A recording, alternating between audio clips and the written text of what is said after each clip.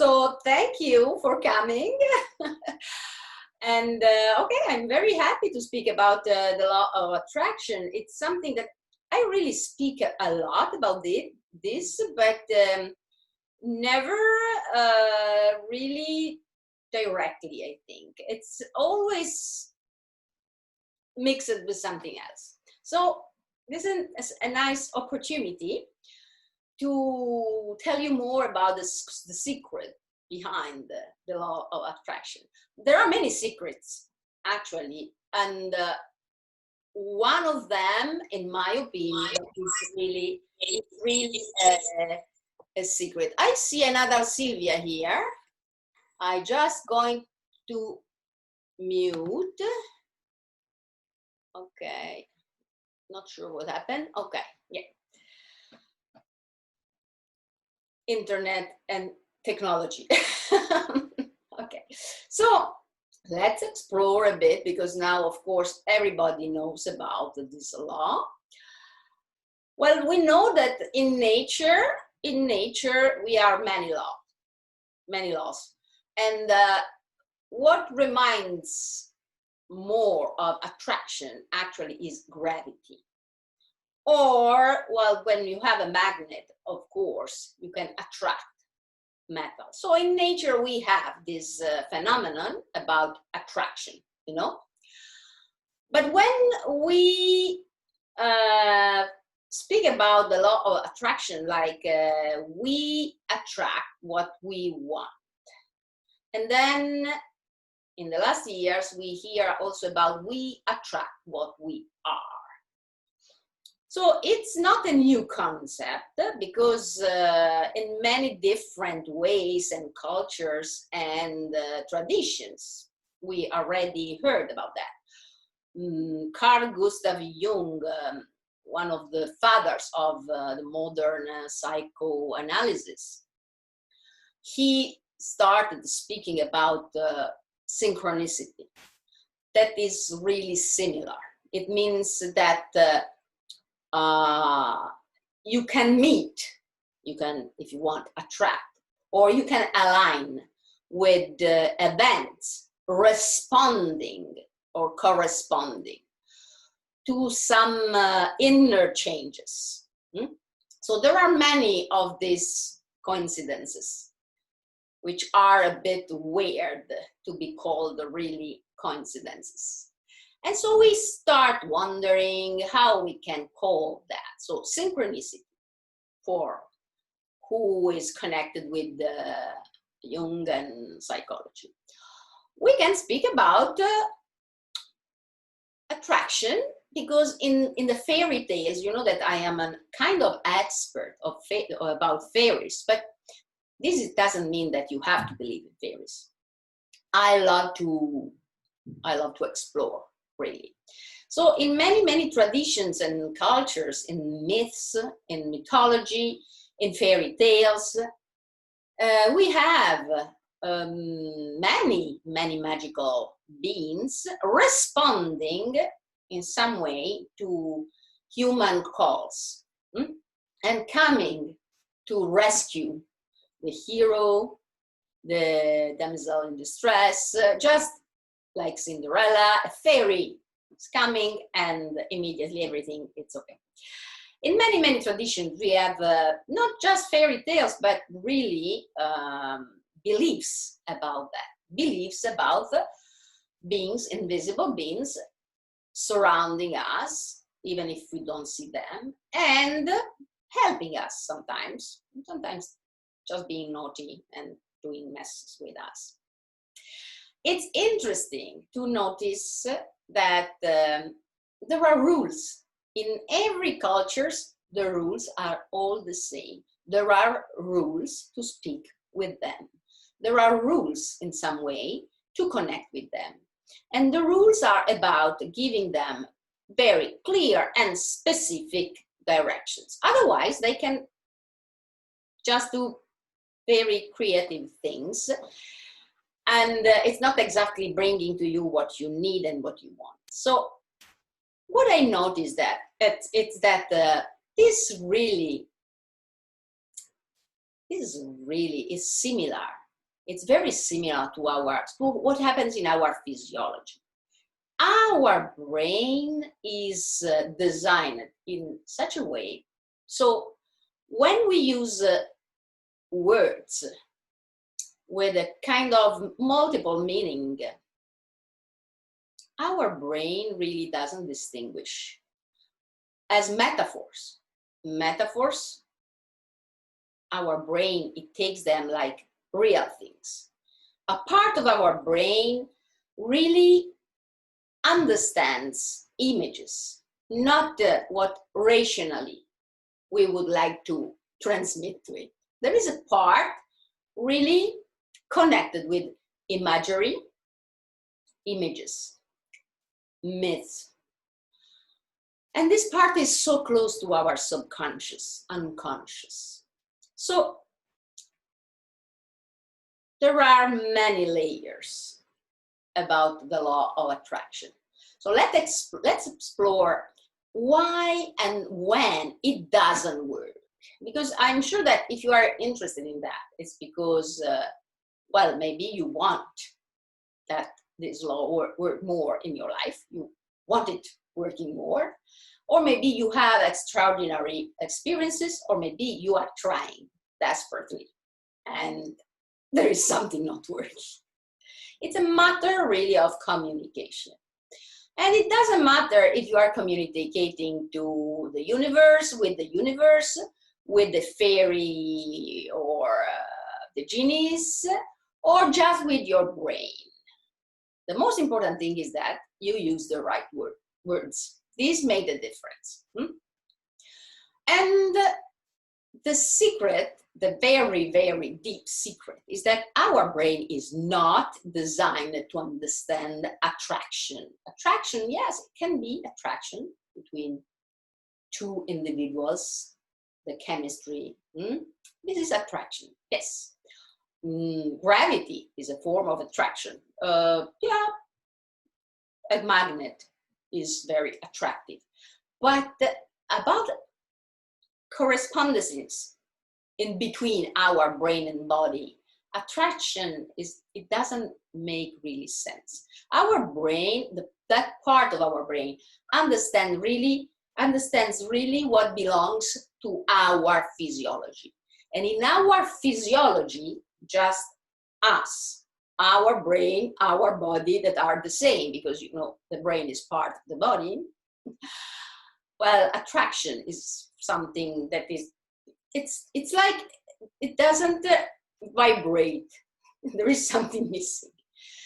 But there is something that works very well because it belongs to our physiology, and it's alignment. So we can start thinking, if, just in case, the law of attraction doesn't work as we want, start thinking of alignment.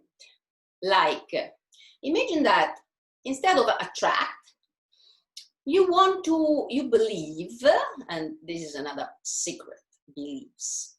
You start believing that you can align. So imagine that there are many different possible futures. And imagine that you can align your steps with that future that responds really to your needs and goals.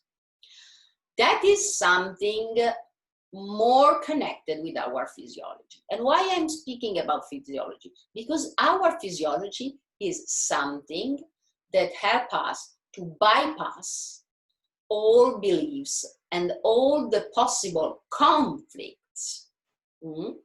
Because, you know, you could think that you believe in the law of attraction, and you can be sure that you believe. But maybe somewhere, unconsciously, there is a part of yourself saying, and you are not aware of that. So this is a conflict that could prevent the law of attraction working. But when you explain, you don't explain really, you just practice something belonging to your physiology, then everything becomes much more clear to your brain. And this bypass all the beliefs Beliefs are important, you know. Beliefs are important and can be also an obstacle, because every belief can become a restriction, a limitation. If you are attached really to a belief, it can become a limitation to your development. So this can be also a reason, something to reflect on. But the most important thing about beliefs, really, if there is even a small, just network, very small network somewhere in your being that doesn't believe that, no ways. Placebo effect is something extraordinary. And I don't understand why people think that placebo effect is something. Placebo effect is the power of our faith, the power of our trust. It shows us that when we believe, really believe something, always this something happens, at least in our body. At least in our body. So let's imagine that the environment is a kind of further body. Who knows? Maybe. You know that a thought can create an image, a thought can move and change all your emotional state. And your emotional state can affect your body posture, your breathing. So there are so many connections. And why not? We could think of the environment like a further layer of ourselves, responding to inner changes. So it's really very important to attune with the state we want to achieve. And this is another secret. So, but let's go with a kind of order. I was speaking about physiology. You know, I just show you. Well, I don't show you so much because for technical reasons, you don't see my feet, but you can imagine. Or just stand up and just align your legs. I mean, not split like this, but, and just realize that your eyes are just above your feet. And so your feet are below your eyes. And so we are wired this way. Where we look, we go. So alignment makes more sense to our system. Our system, our brain needs very practical things. In terms of alignment, this is something that is recognized because it belongs to our physiology. So you can imagine that you want to align your steps, so your feet, with the goal you want to achieve. This means also that you want to take actions.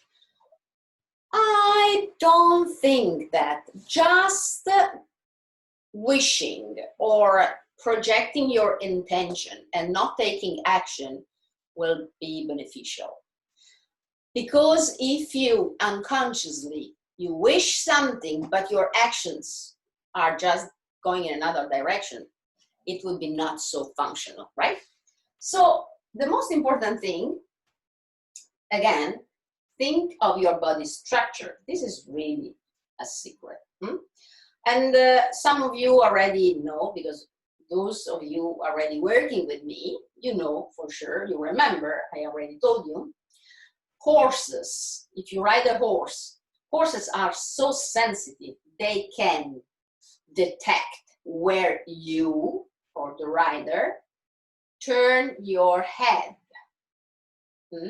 And so they go in the direction you are looking at, because they feel, they perceive your body weight shift, because there is a body shift when you just turn your head, when you just turn your eyes.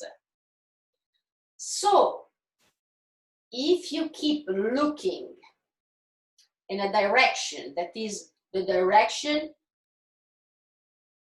that you want to live, instead of looking at what you want to achieve, This is why the law of attraction doesn't work.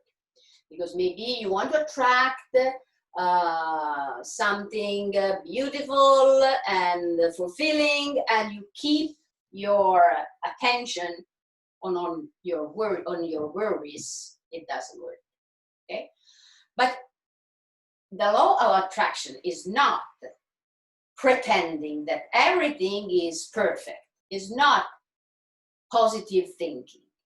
The law of attraction is, okay, this is what I want to live. For me, it's very clear what I want to live. And that there is what I want to achieve. So you have to acknowledge the situation. Where are you starting from? It's like really, you have to set your GPS to go somewhere. If you keep putting the place in which you are, it will never bring you there. So it's very important to have a clear picture of the situation, what you want to live, and acknowledging this situation as the situation that you want to live. You want to leave behind you. And then it will become clear that you are walking through a path, bringing you there. So even if you think that you will attract this goal, you have to connect with the goal. And it's important to look, metaphorically speaking, at your goal. But your goal can't be too much specific, because sometimes, as I told you before, attachment,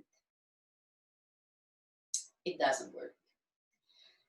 So the secret is you have to create a state representing for yourself inside clearly the state you want to achieve finally.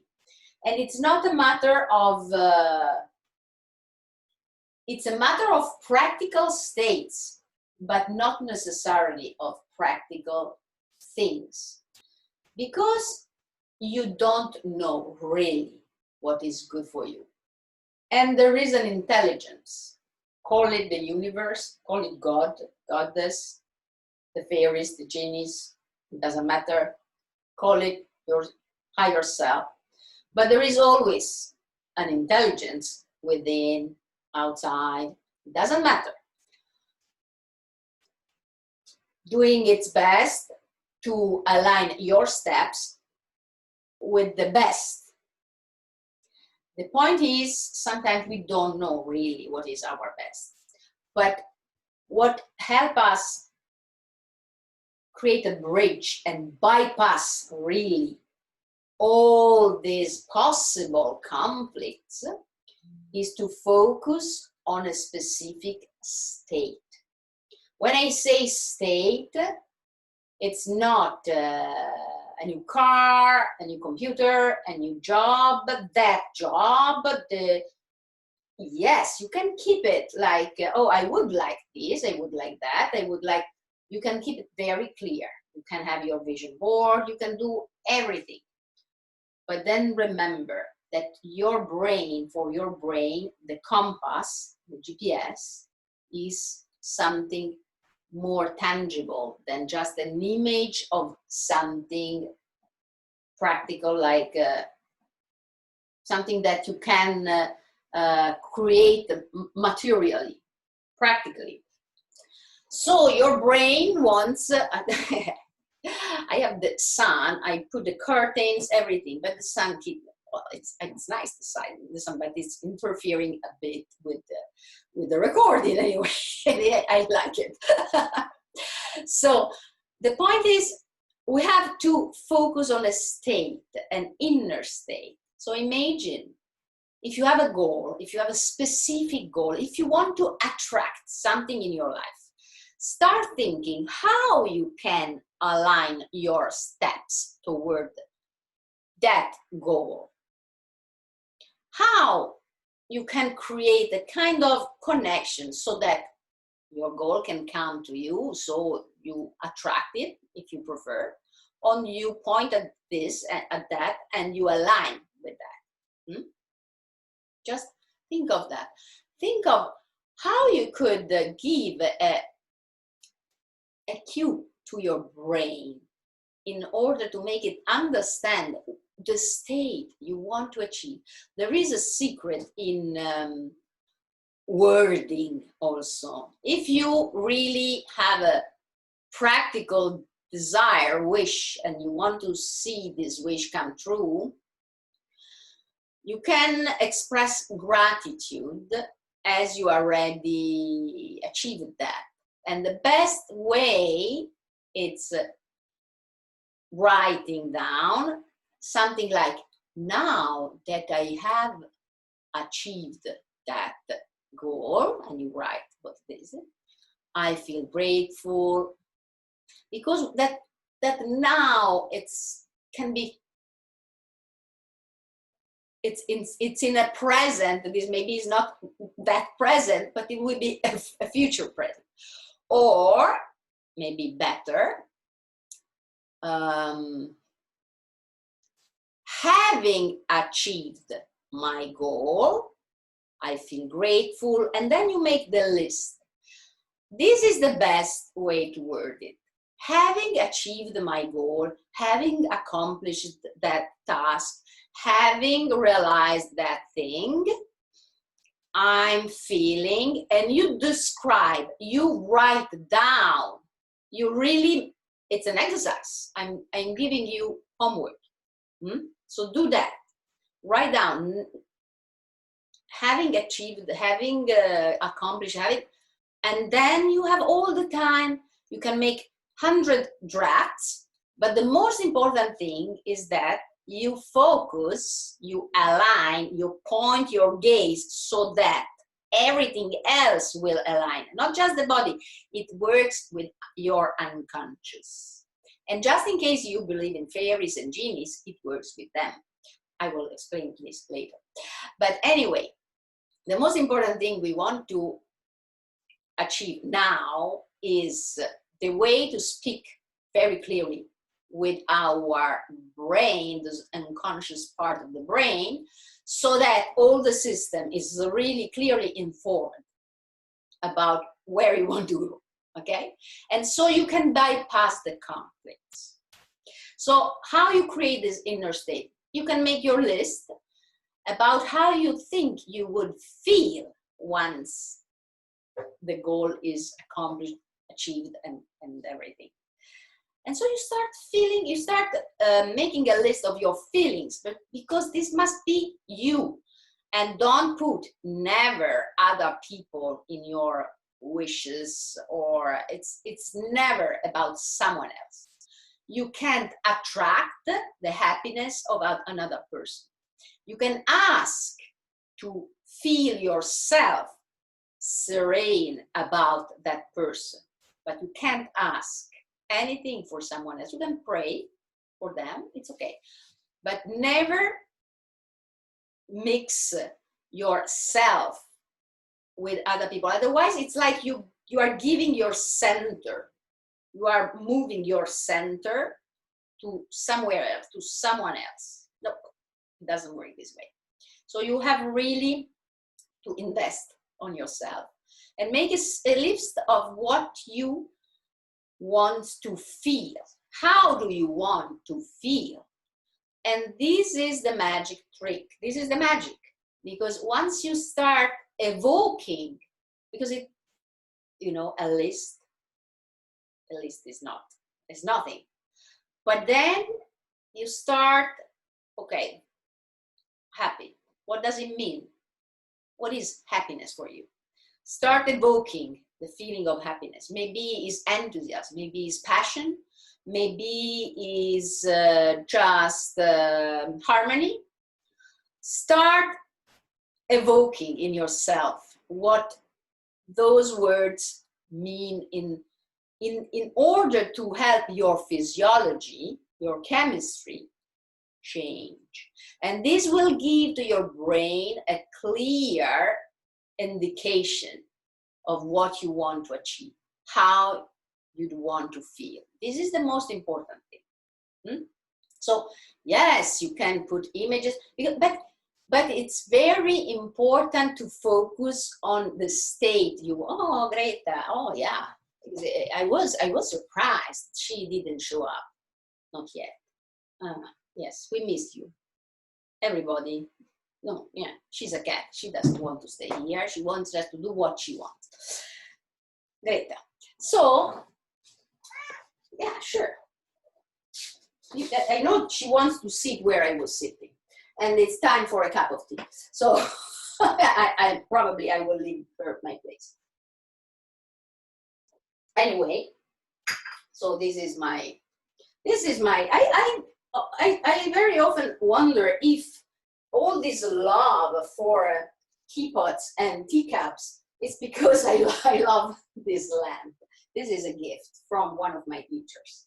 And it's really the symbol of your wish is my command. But also when we also want to connect, imagine that these fairies and genies are real. We don't know if they are real. We can believe they are real, you know? We can totally believe. And what if really they were all there, ready to listen to us and to bring us what we want? Exactly same things. So you inform them with your inner state. This is the most powerful message. There is a story I like really much, and it's a fairy tale. It's a story about two sisters, and one was so kind. Oh, she was the kindest person. She was always ready to encourage people. She was always ready to give really hope with her words. And the other one, wow, she was really not nice at all. She was really good in hurting people with her words. And of course, this one was always angry with the other one, and the other one was very patient. And so one day, they lived in a very small house, in a very, very far, a place far away from everything. And every day, the nice one, she used to go to take the water at the well. The other one, she didn't want to do anything. And one day, this nice sister, she went to the well, and she saw a lady, a very old lady. And the lady was trying to take the water, but she couldn't even, her hands were shaking. And so this old lady was crying because she couldn't do anything. So the nice sister told her, what happens? Can I help you? Oh, I can't do anything with my hands. No worries, don't worry. I'm here for helping you. I will take the water. Tell me where do you want I take the water for you. I will accompany you to your house. I will do. Don't worry. And in that moment, the old lady turned into a beautiful woman. She was a fairy, dressed as a. It was magnificent. She was magnificent. She was the most beautiful young woman fairy ever. And so the sister, the nice sister, was like shocked. And the fairy told her, "Don't worry, go home. You will be rewarded for your words."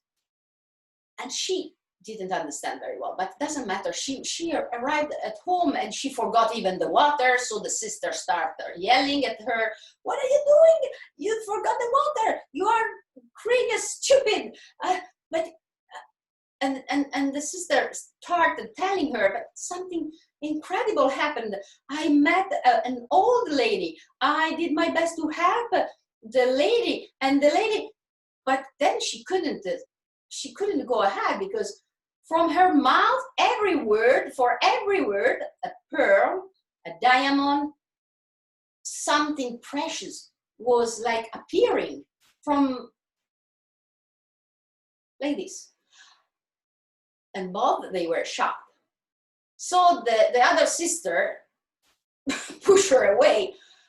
I'm going to take the water, and run at the well to meet the old lady. But then at the well, she met the very beautiful fairy, but she was expecting the old lady. So she started yelling again. And she said, what are you doing here? You're so lazy, rich people here. You don't do anything all day, and you are here ruining my meeting. Go away. Shit. This is my well. I'm here to meet someone. Go away. And the fairy looked at her and said, no worries. Your words will be rewarded. And disappear. And so she's a little bit like, what? So she ran home and she started again yelling against the sister. What did you tell me? There was no old lady. But then she stopped, because as soon as she started speaking, just spiders, scorpions, and snakes were appearing from nowhere. So this is an example of how the subtle word, the fairy word, rewards us for our words. So for a word, and for an encouraging word, we receive something beautiful and precious. For something hurting, we receive something hurting, like spiders and scorpions and snakes and cats. No, I'm kidding. She is beautiful. She's like a diva, you know.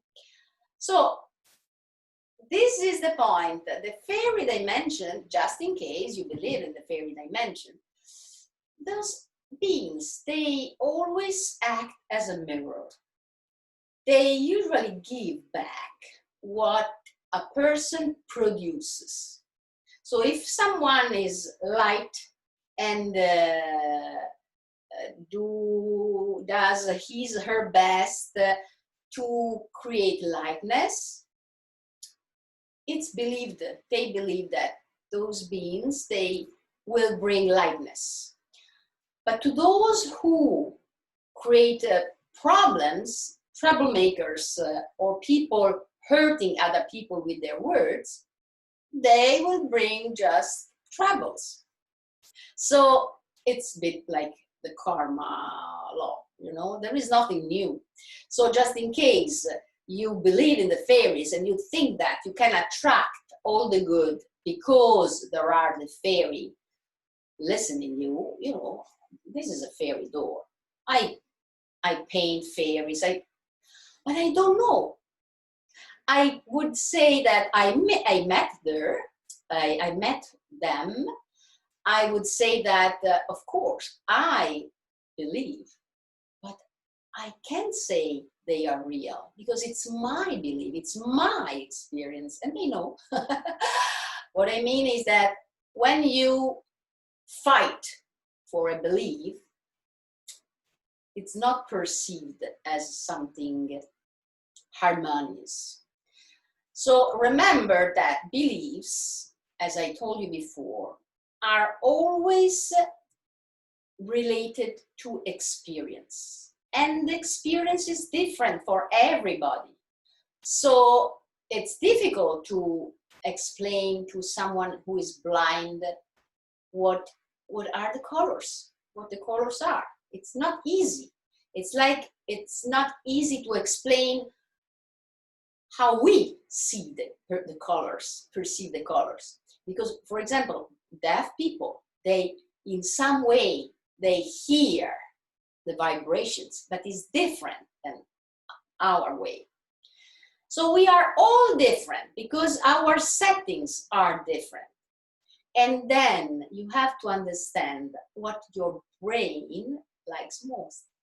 Because if your brain likes really the fairy tales and the genie tales and this word, then you can definitely use those examples and connect with a very subtle dimension and think that, okay, fairies, please bring me this and that.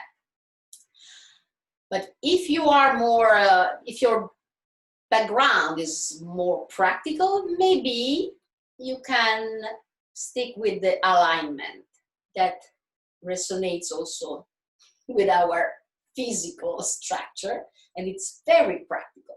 It's really personal. And then you can start playing with the inner state, but always remember the guidance comes from the state you want to achieve. And the more you are able to create within your state, yourself, in little moments of meditation or just moments of pleasure. For me, for example, again, another cup of tea. For me, this is a moment of pleasure. Every time I sip tea, for me, it's like really an anchor. It's something bringing me warmth, something, there is fragrance. It's for me, it's like a ritual. So every time I drink tea, I feel something like gratitude in my heart, really, for this moment. And if you can collect all the moments of pleasure when you do something that you like, something really making you feel better, then imagine you can put it really like you have a safe here, and you imagine that you are putting here, it becomes a help, it becomes a support for those moments in which you maybe you can't really find a memory to evoke a state, because maybe you are a little bit like sad and this and that. Come back with your memory, recall a moment of pleasure.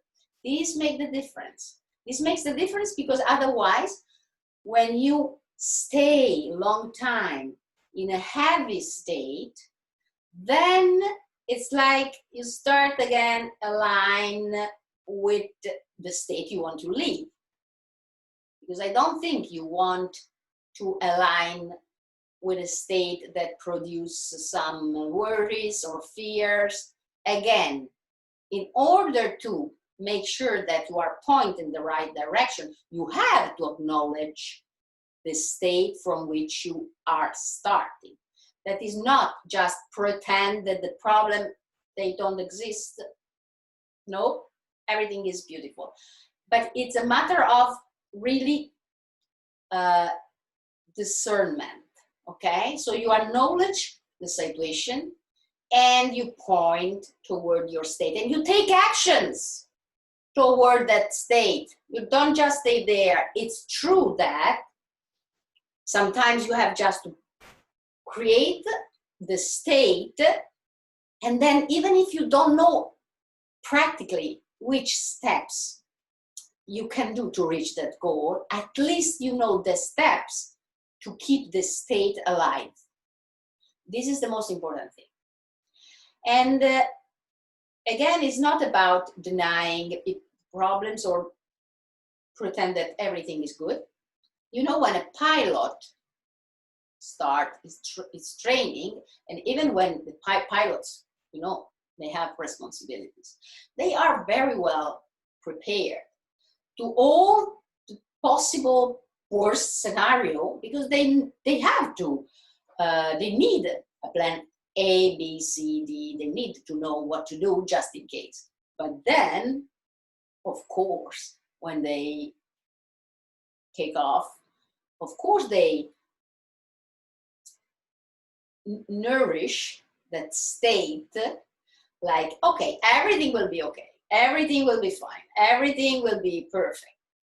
Otherwise, they would like really keep their mind a little bit heavy with all the scenario, all the horrible things that could happen, you know. So it's a matter of being ready, responsible, and in any way able to connect with the state you want to achieve. I see that someone else, Terry, is connecting.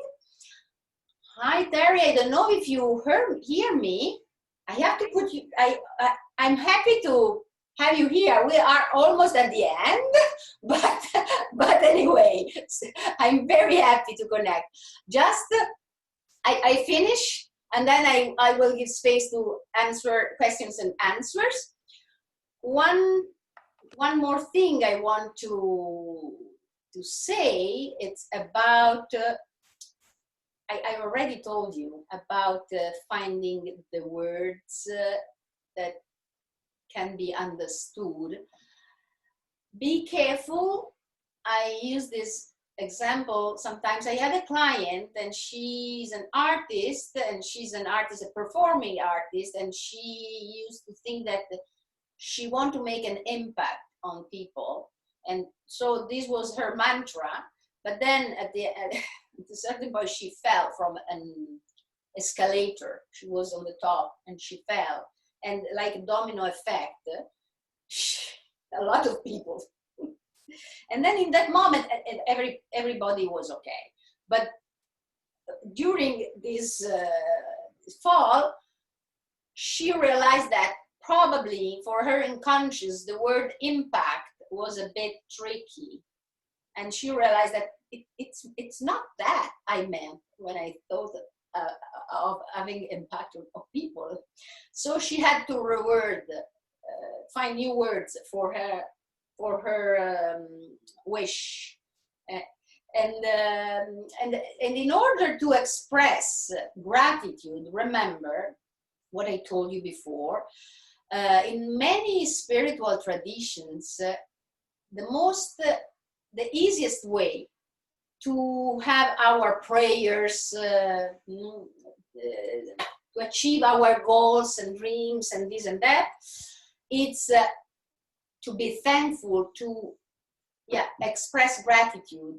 So remember what I told you before. If you word your wish, as I told you before, having achieved, I feel grateful. This is also the best way to express gratitude. So, last thing, this is a very sensitive point for many. Even if the law of attraction works like this for you, this is not really meaning that this is not really about spirituality. There are a lot of people thinking that the more you see all your wishes true and this and that, it's because you are spiritually elevated. No. If you see spiritual masters, they really stay away from that. One of my spiritual masters used to say, and he made always clear that he was not speaking about Jesus clearly, but he used to say, a small master, if fall in the water, starts immediately walking on the waters. A great master just keeps swimming, because it's not a matter of showing our spiritual achievements on this level. You can train the universe like this, as you can train the fairies. Because if you believe in the fairies, of course, if you start feeding the fairies and the genies with the positive, constructive, beautiful feelings, like producing emotions like joy, like serenity, like harmony, of course you will have many genies and fairies that want to give you more. But you can just, it's like training, well, you can't train a cat really, it's like training a dog. And without offense for the universe, but there are really laws like this. So when you produce this kind of energy that is benevolent, but it's not really, you can train yourself in doing that. And it's not really a sign of being spiritually evolved. Of course, a person like this, it's someone nice for sure. But what I want to say is that forget that if someone connects immediately with this law of attraction or alignment, it's because they are spiritually more advanced of those who struggle all day. Because sometimes this is why you struggle all day, because you are spiritually going through tests. And when you go through tests are tests. And in those moments, sometimes you try the alignment, you try the fairies, you try everything, and nothing works. It's just because you have to complete a phase of deep transformation. So never judge, because there is a specific state in alchemy known as the state of peacock. And the state of the peacock is beautiful. The peacock is connected with many goddesses and gods. And the peacock is known for spiritual attributes. But there is also, it's not a proverb, it's a way of saying that if you remain trapped in the state of the peacock, you will never complete the great work. You will never turn lead into gold, because you are trapped there. And when everything responds like this, you are exactly there. And it's beautiful, and it can keep years and maybe all your life, because maybe you are lucky and you can keep that state and at the same time keep working to turn your lead into gold. There are so many ways. So never judge. You can't judge someone when maybe they don't believe. And this is the news also. It doesn't matter. It's never a matter of beliefs, because all the beliefs are leading to limitations. So we have to expand the way we see things.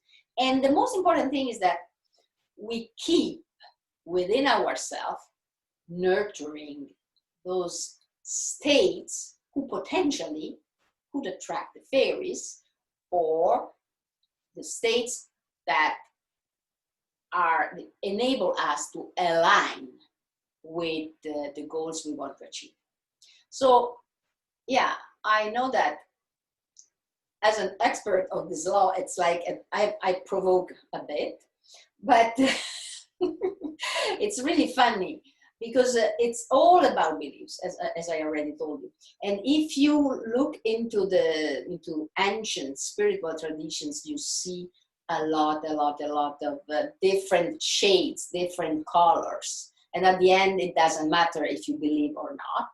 But the most important thing is that you are able to respect and to bring harmony within yourself and in the world surrounding you. And this will be the best key to align your steps towards your goals. But remember the physiology. Remember our brain. Our brain needs to be reassured with very practical things. Things belonging to it. Belonging to the brain and to the body.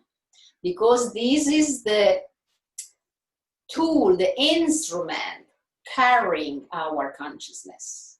And our consciousness is limitless, sure.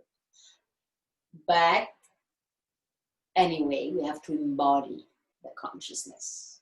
And so it's always good to be, it's not a matter of thoughts. It's not a matter of doubts. It's a matter to keep ourselves open. And if you align strongly with the state you want to achieve, and you start producing, creating, evoking that state, It doesn't matter if you believe that there are the fairies, are the genies, or it's the universe bringing you what you attract, or it doesn't matter which form you choose. The most important thing is that it works, okay? So now, if you have questions, please write your questions so that I will answer, and then I will stop the recording so that we